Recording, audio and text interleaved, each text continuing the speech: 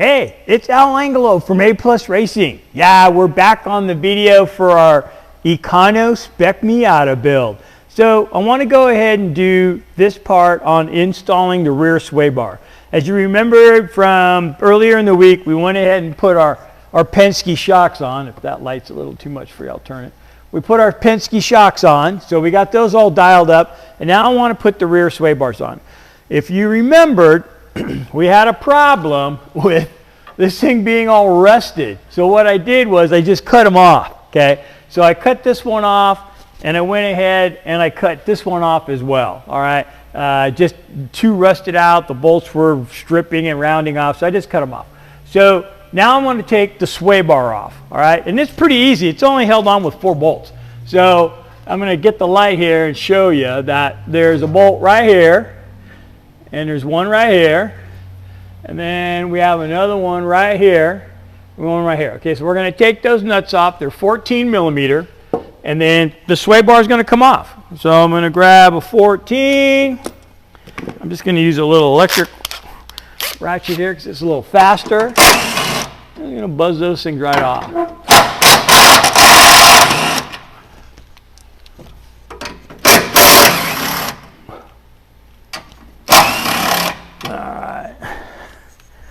Okay, got those off.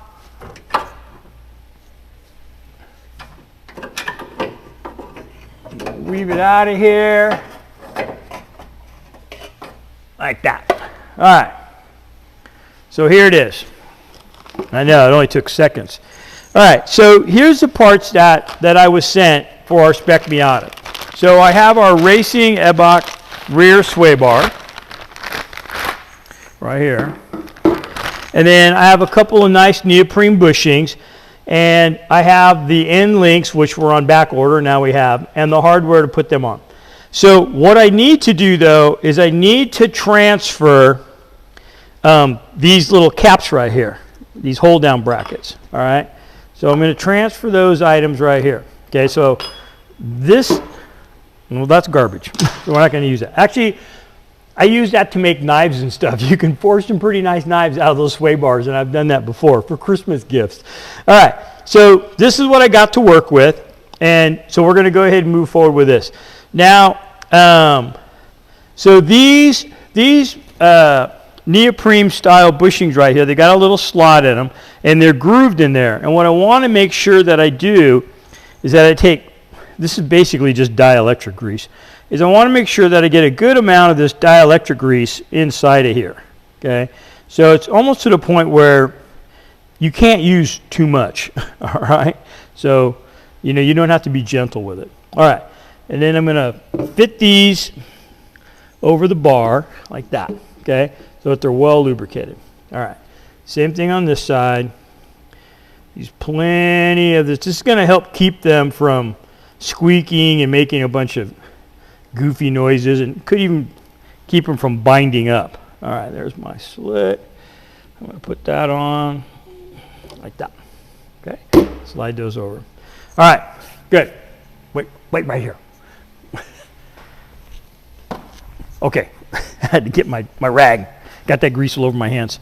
Okay, so I'm going to set those aside, and then here are the 4 nuts that I took off. Okay. You got to make sure that you put this thing on right, because you can't put it on backwards. I know, it's crazy. And I've seen them put on backwards before. And, well, I've put them on backwards. So I'm going to show you how to do it. So I'm going to set that on there, and that on there, and let's go take a look. So this like this, let me see. Yeah, this would be backwards, all right? And what I'm looking at is I'm looking at this angle right here. So here is where my end link is going to go, and see, it doesn't quite fit right. So it goes on like this, to where this just lays on top of it. Okay, so I'm going to go ahead and weave this back up in here like that. Put it on its little mounting bolts. Uh-oh, I put these on the wrong side. All right, well, we can fix that pretty dang easy. All right, so that goes on this side. And we still got plenty of grease on there. Okay. That. Put that one there. I'll put it up here.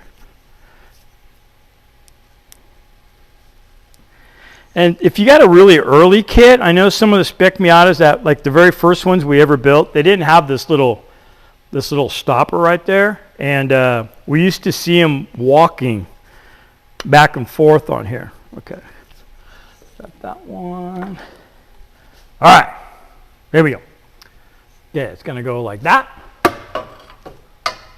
Put that one in there. Put that on there. That one on there.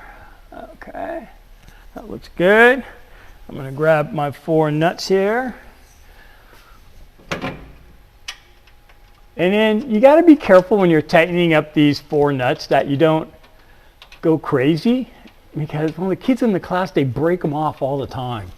So half the stuff they leave loose, the other half they break off by over tightening it.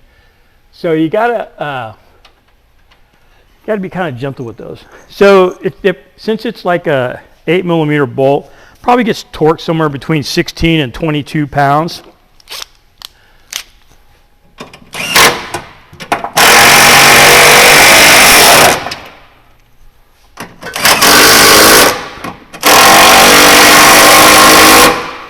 And then I'm going to come back at it with a ratchet, just so I know that I got them tight. Well, we grabbed the wrong ratchet. Leave it to me to get the broken ratchet. Okay, we'll go with this rig. All right. That's good. Did you hear the click? There you go, torque wrench. All right. Okay. All right, so we got that part. So the sway bar is in there. It's lubricated. We're good. All right, so now we're going to go with the end link. Okay, so the end link, they come with all the bolts. This is how I got them. And it comes with a zip tie here. And I'm going to try to cut the zip tie without dropping all my spacers. And this is the spacers for the front and the rear. So I don't need that one. So I want to make sure I don't lose any of them. Okay. So I'm going to put a small spacer on each side of this heim joint, like that. Okay. And this is going to sit, oh, drop the spacer.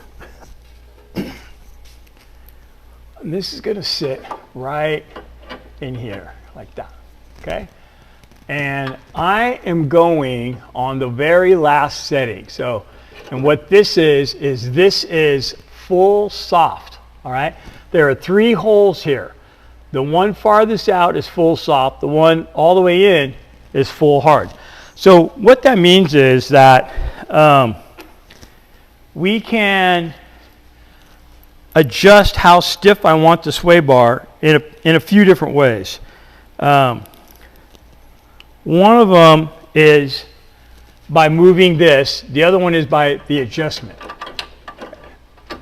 All right, so I'm going to put that there.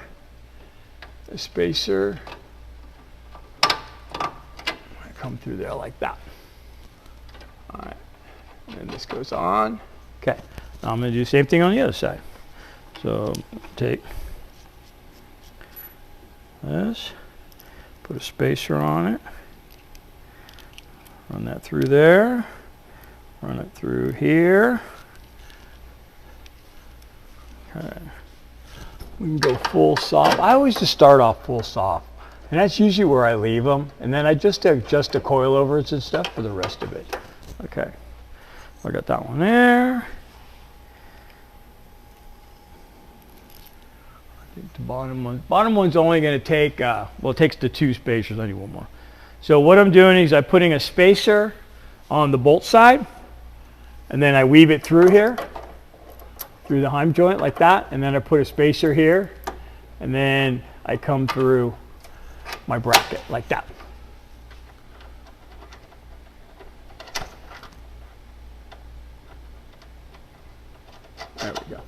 Okay, I believe these are 17s, so I'm going to grab a 17 socket and a 17 wrench. I'm going to tighten it all up.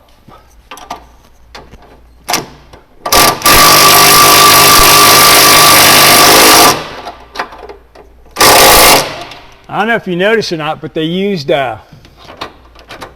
I can get this one. They used nylox on here.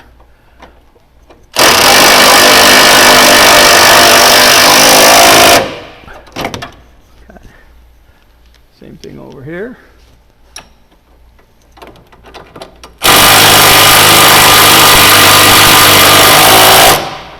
It's always like Christmas working with all these brand new parts. You gotta love it.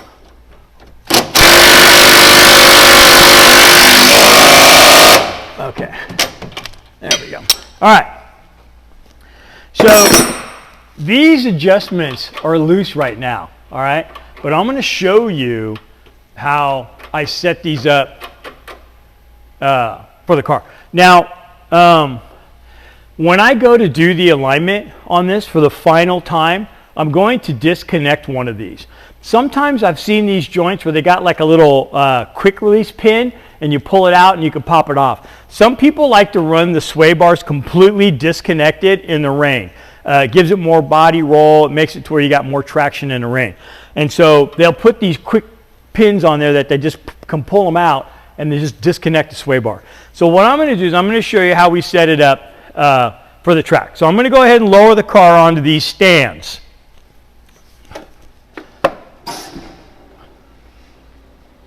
And I want the weight, I want to put the weight on the car. I don't want the suspension hanging. That's why I'm lowering it onto the stands.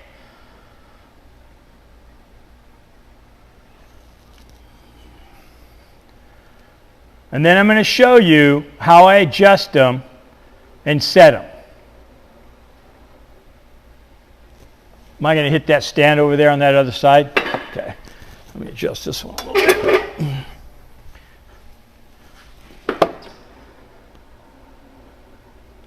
So I'm just going to lower it till I see that there. So all the weight is on the car. All right. And I'm going to grab that 17 wrench. I think that's what it is. All right, let's come on down here.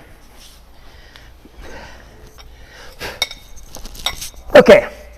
So what I want to do is I want to adjust these until they're like neutral. Okay, to where I don't feel any tension on them.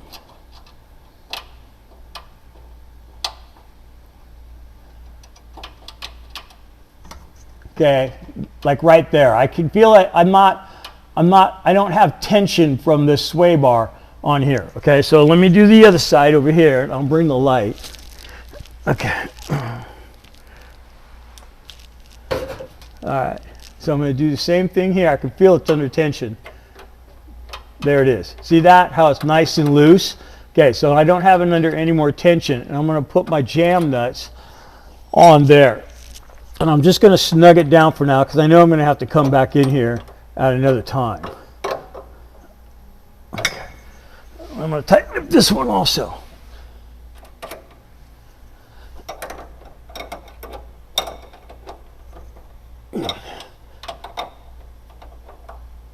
Okay, all right. That's it. Let's step on out of here for a minute. Okay, let's back up. I don't want to run over my camera guy. Okay. All right, so a quick lesson on what does the sway bar actually do, okay? So why do we need a sway bar in the first place?